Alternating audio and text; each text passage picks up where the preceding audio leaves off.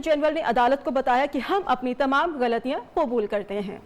ये बताएं कि सानहे के बाद अब तक क्या इकदाम किए। जस्टिस काजी अमीन की जानिब से कहा गया, हमने सानहे के बाद नेशनल एक्शन प्लान बनाया, हमने नेशनल इंटेलिजेंस कोऑर्डिनेशन कमेटी बनाई जो मामले को देख रही है। वजीर आजम की जानिब से यह कहा गया, हमारा 9/11 से कोई ताल्लुक नहीं था। वजीर आजम ने यह भी मौक़िफ़ इख्तियार किया, हमें पता ही नहीं था कि दोस्त कौन और दुश्मन कौन है।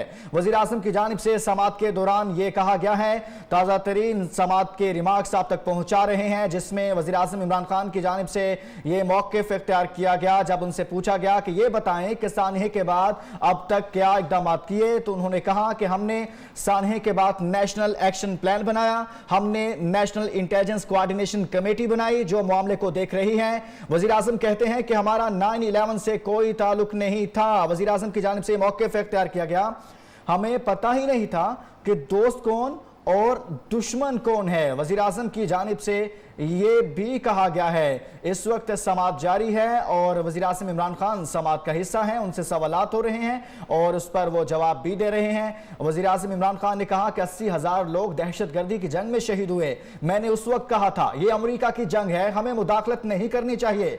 ये बताएं कि सानहे के बाद अब तक क्या इकदाम किए। जस्टिस काजी अमीन ने यह सवाल उठा दिया और फिर वजीर आज़म कहते हैं, हमने सानहे के बाद नेशनल एक्शन प्लान बनाया, हमने नेशनल इंटेलिजेंस कोऑर्डिनेशन कमेटी बनाई जो मामले को देख रही है। हमारा 9/11 से कोई ताल्लुक नहीं था। वजीर आजम की जानिब से यह भी मौक़िफ़ इख्तियार किया गया, हमें पता ही नहीं था कि दोस्त कौन और दुश्मन कौन है। वज़ीर आज़म इमरान खान इस वक्त रोस्टम पर मौजूद हैं। उनकी जानिब से जब पुरानी बातों का जिक्र हुआ तो उस पर जज साहिबान की जानिब से कहा गया कि हमें अब पुरानी बातों से कोई सरोकार नहीं, हमें अब नई सिचुएशन के बारे में आगाह किया जाए।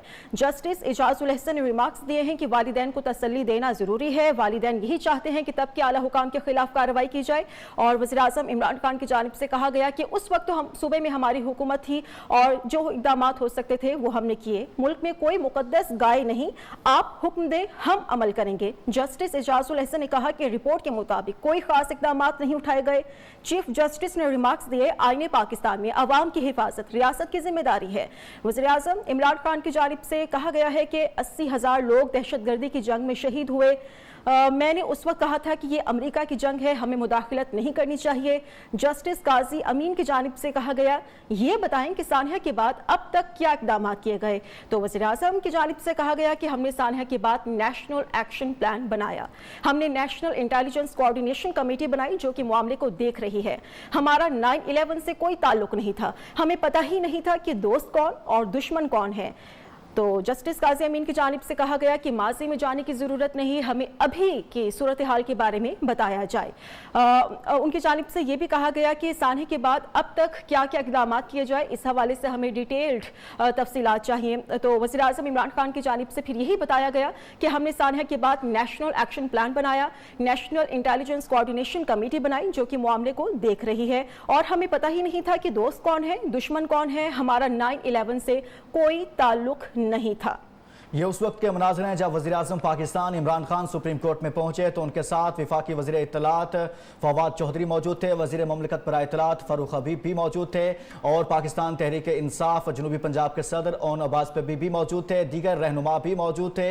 वज़ीर आज़म इमरान खान जब सुप्रीम कोर्ट पहुंचे उस वक्त के मनाज़र आप तक पहुँचा रहे हैं।